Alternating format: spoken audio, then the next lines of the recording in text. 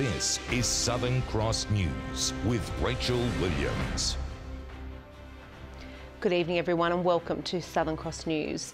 A 48-year-old man is dead after a driver allegedly sped through a red light, colliding with his vehicle in Launceston this morning. A 22-year-old man is now assisting police with inquiries as they plead for more witnesses to come forward over the horror crash. Sean McComish has more. Around 2 this morning, a red Ford was travelling down Wellington Street when the driver allegedly ran a red light, colliding with a white Hyundai. Police say the 22-year-old driver of the Ford fled the scene. It's really tragic and quite disappointing that someone's involved in such a serious accident and then just flees the scene.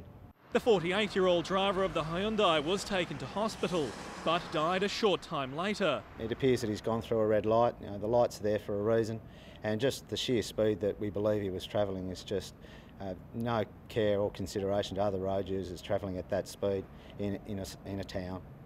Police tracked down the alleged Ford driver 3 hours later.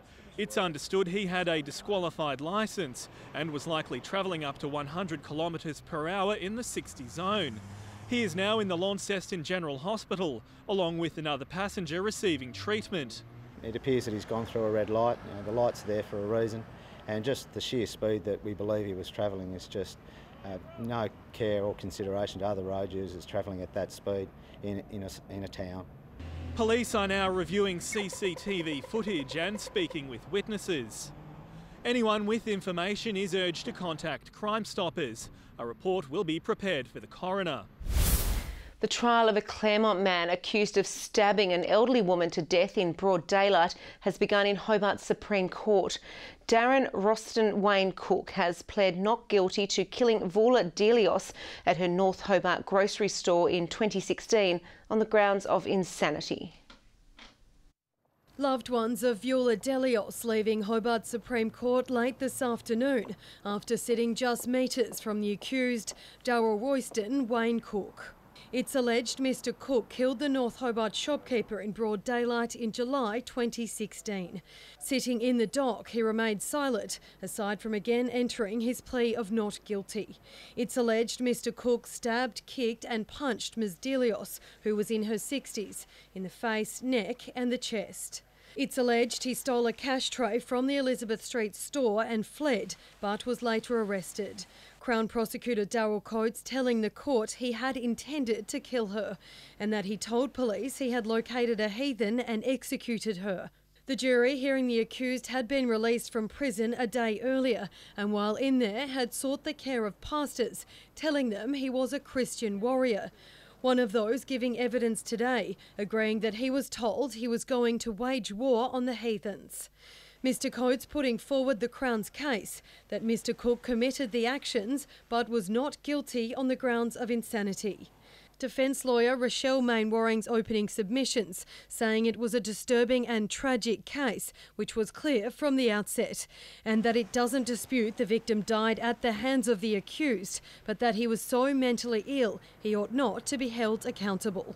Saying the court will hear from a forensic psychiatrist who believes Mr Cook was insane at the time.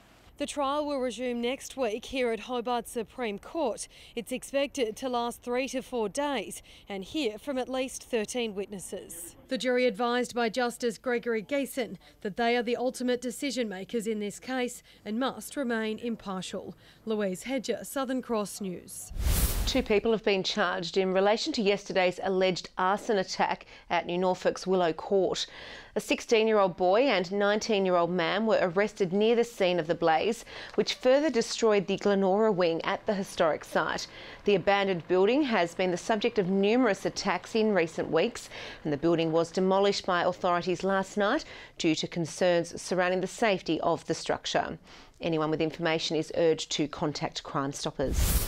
Construction workers at the Royal Hobart Hospital will be handed a $2,000 emergency cheque after not being paid for weeks. It comes after plasterers walked off the job yesterday following the allegations of unpaid wages and visa issues. This construction site missing up to 45 workers. Plasterers downing tools yesterday after allegedly missing out on weeks' worth of wages. And today the tradies were offered an emergency payment of $2,000 each as they wait for their money. This is an interim measure pending the verification, valuation and payment of any outstanding entitlements to those workers. The subcontractor said it had acknowledged payment anomalies, with many impacted workers involved believed to be from interstate. In the workforce in Tasmania, there are insufficient workers to deliver the project that we're looking to deliver here at this time, particularly in the very buoyant market that we have. Things have gone wrong on this project where corners have been cut, and I would not be surprised at all if that was due to the enormous pressure that is on the workers and the contractors to deliver on time. There have not been, as some suggest, unrealistic timeframes set. There's certainly a degree of priority that's being applied to this major project for our health system. The workers are expected to be back on site by Tuesday. Meanwhile, the Launceston General Hospital is under pressure of a different kind. Nurses taking industrial action demanding more than a 2% wage rise. Union said from Monday goodwill will end and nurses would claim all entitlements. They also will not be undertaking any duties that are outside of their statement of duties in terms of cleaning duties, clerical duties and all of those additional jobs that they do. Turning to housing, the government has launched a new initiative to keep young Tasmanians at home. These transportable units can be added to backyards of government housing, creating extra living space for growing families. We keep families together, prevent people from being out competing in the open market before they're ready to, and in some cases we trust prevent people becoming homeless. Michelle Wisby, Southern Cross News. It's considered a fundamentally Tasmanian icon, and now the Beaconsfield Mine is ready for visitors again after it felt the effects of the state's devastating floods in 2016. 12,000 cubic metres of concrete has stabilised the sinkhole that threatened the headframe stability. 12 years ago, the eyes of the nation were on Beaconsfield. I don't think any of us can forget that iconic image of Brant Webb and Todd Russell coming out of the mine shaft. An event cementing the town's place as a tourist destination. But as floods ravaged the state in 2016, that same mine shaft came under threat with the formation of a 50-metre sinkhole. The sinkhole was appearing more and more by the day, which meant that there was a real possibility that the mine shaft headframe would actually collapse. The council spurred into action with both state and federal government quick to pledge support to stabilise the mine. Total cost, including the funding given to us by the government, will be just over $1.7 million. This is a site of national significance and it deserves to be maintained in the way that it needs to be maintained. Almost 18 months on and 12,000 cubic metres of concrete later, the project is now complete. We are very confident that we have remediated this site to the highest standard. But it wasn't without its hurdles. The cameras identified where it happened, but once we started filling, a lot of the fill started to disappear at the bottom of the shaft. So we just had to keep going. With works complete, the mine will now be open to the public, with hopes it will continue to be a tourism drawcard. We have 44,000 visitors come here every year, so it's terribly important that we ensure that what they come to see is first class. Judy Augustine, Southern Cross News. An old parks and wildlife hut in the state's Central Highlands will soon be transformed into a picturesque getaway for Tasmania's defence veterans. They're embarking on a mission to fix up the old shack to help readjust to life after active service. Like other veterans, Alicia Blott struggled with life after serving in Afghanistan and the Bandarat chase and army recovery. Personally, I had a hard time coming back from both of my deployments, and I suffer from chronic post-traumatic stress disorder. She's among a handful of veterans fixing up this remote Central Highlands shack as a getaway for themselves and family.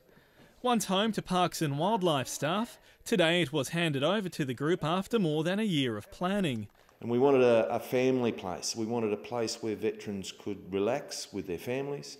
Philip de Bomford also knows the struggle of readjusting after deployments in Afghanistan and East Timor. Coming out of combat operations and retiring from defence certainly isn't an easy process, and some people do struggle with that. So something like this, I think it really does help between integrating back into civilian life. The spot will be open to veterans from recent conflicts in Iraq and Afghanistan, as well as peacekeeping operations such as East Timor and Rwanda.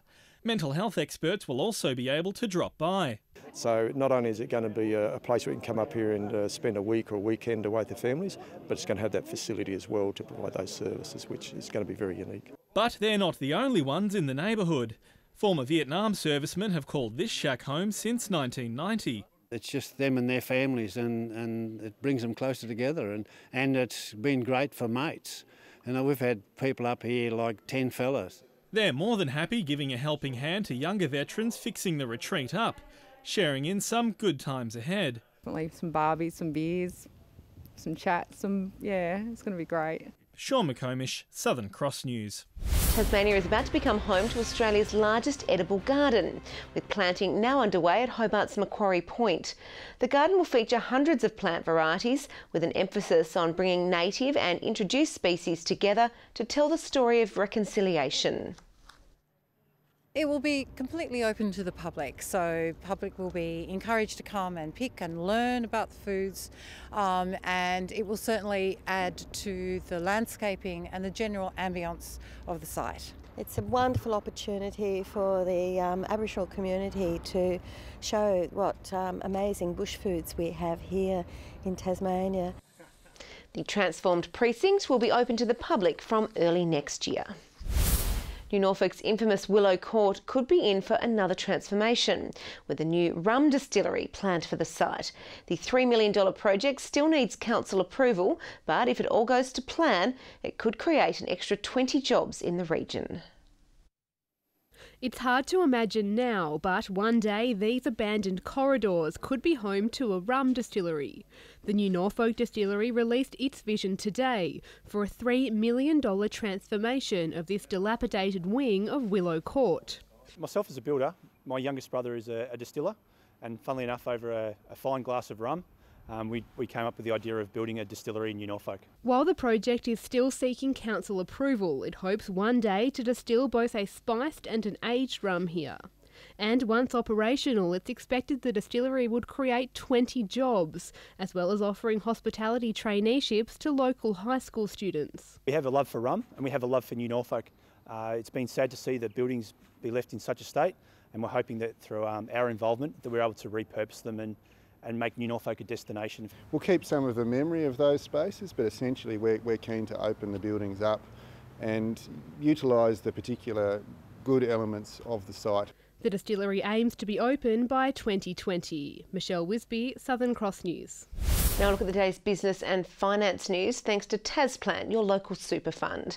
The Australian stock market has marked 7 straight days of losses for the first time since January 2016, as US-China trade concerns continue to drag on the indices.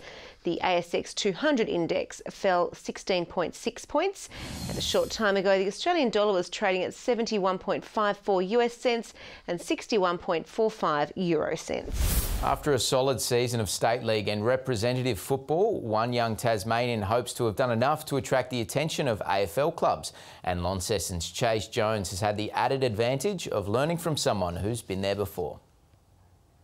All year, Jones has been touted as one of a talented few set to turn things around for the state following a lean few years in the AFL draft. It's really just excitement. Like, there's a lot of media and that sort of thing that might come to you, but just to go out there and have a bit of fun with playing footy. Coming up through the Launceston ranks, the midfielder has been a regular fixture in the Blues senior side this TSL season, in between impressing for the Mariners and Allies in the National Series. Also off the field, I've been able to go through a few different things where things haven't been in my favour and still work through them through the process and get back out there. And his coach, who played more than 80 games at the highest level after being drafted to Essendon in 2005, says Jones has what it takes to do the same. Every single person you come across can teach you something. It's whether you're willing to actually listen and take in and search for those bits of information, and certainly Chase has that mindset and that resilience. The guidance he's given me has been amazing. Having a coach who has been through it all. The 17-year-old now faces an anxious but exciting wait till November, when he'll find out if it's all been enough to attract the attention of AFL clubs. Just making sure you get there to start with. It's been a dream since I was a young boy, so any club that would pick me up, I'd try and make the most out of it. And the stage is set for a massive day of SFL Grand Finals at North Hobart tomorrow, with the Lindisfarne Football Club potentially claiming all 4 premiership cups. The men's senior side will head in as favourites against the Huonville Lions, having only been beaten twice all season. Definitely feel this is the best shape we've been in going into a grand final. Leadership around the club's been really strong. Feel like we've got a real steely resolve about us. A lot of people have built up hype about the past and previous games and stuff, and I think if you look at grand finals, none of that comes into play. It's about who rocks up on the day. Or the Blues women's side will be chasing back-to-back flags up against the underdogs North Hobart Demons. Hasn't actually been discussed at all amongst the group, and it's just a grand final, so we treat this week just as any other game. The nerves are starting to kick in now. It's a big achievement to make it to the grand final, coming from 5th into the starter final. So, to be honest, I don't think we expected to make it into the grannies. The women's match begins at 9:30 tomorrow morning, followed by the Colts and Reserves final before the opening bounce of the men's senior match at 2 p.m. He's watched his fellow Tasmanians burst onto motor racing's world stage, and now young go-kart ace Lockie Dalton is hoping to make his own mark. Having been crowned a national champion, the Launceston teenager is now preparing to take on the world's best. Felt the need for speed for as long as he can remember. Just the adrenaline. There's nothing else like it. Racing a kart or a car, it's just insane. With Dad Michael getting him into the world of go-kart racing at the age of 7, he's watched Lockie climb through the ranks at a blistering pace. He keeps pretty level-headed, a lot more than myself. I think I'm a lot more nervous than he is about all the events we go to. The 16-year-old recently capping off a stellar season behind the wheel in the National Series, crowned the 2018 Australian Kart Champion in his KA1 class. The experience has been insane. The opportunities it's given me to race on the mainland, it just gives me a pathway for what I want my future to be. The result earning Dalton a spot at the Rock Cup International Final in Italy next month, where he'll need to step up another gear against the best kart drivers on the planet. 2 of the Australians who raced there last year, they went really well, finishing the top 5, so my goal would be the top 10 or at least to win it. But having seen fellow Tasmanian and Formula 1 hopeful Alex Peroni standing tall on Formula Renault Series podiums throughout the year, Dalton is ready to make his own mark on the sport. He's come from the same position as me, being a Tasmanian karter, and gone over to Europe. So hopefully I can follow in the same footsteps as him and end up somewhere close to him in the future. 14 degrees today for Hobart. Things heating up around the rest of the state. 16 for Launceston, Burnie and Devonport. 15 for Cressy, Scottsdale, Fingal, St Helens, Campania and also Bushy Park. 14 for Loyhead, Grove and the Bass Strait Islands, with 13 for Sheffield and Strawn and 9 degrees at Lyowini. Patchy low to mid-level cloud covering Tasmania today. Further out, that cloud continuing over New South Wales, Victoria and Queensland, with cold air cumulus visible over southern Victoria and parts of South Australia. The remainder cloud-free. Tomorrow there's a cold front to the west of the state extending into South Australia. A weak low extends from New South Wales through to northern WA, with a high in the centre extending a ridge into WA. Northwesterly winds tomorrow, 10 to 20 knots, increasing 20 to 25 in the west, with seas between 1 and 2 metres. And there is a strong wind warning current for western coastal waters with seas to 3 metres. Onto the forecast, cloudy conditions in the south, 16 in Hobart, 13 for Medina, 12 at Oatlands. Early fog for northern areas, showers developing, 14 in Launceston, 13 for Devonport, 7 at Lyowini. Showers for the northwest, 13 in Burnie and Marrawar, 14 for Strawn, with 15 degrees for St Helens and Swansea, 16 the top for Orford. Showers continuing for most areas throughout the day on Sunday, mainly fine on Monday with showers clearing from the west, the far south and also the Bass Strait Islands, with showers extending across the state later on Tuesday. 20 degrees tomorrow in Perth, 18 the top expected for Adelaide, 17 in Melbourne and Sydney, 14 with showers expected for Canberra, 25 and a possible storm for Brisbane, with a sunny 33 for Darwin.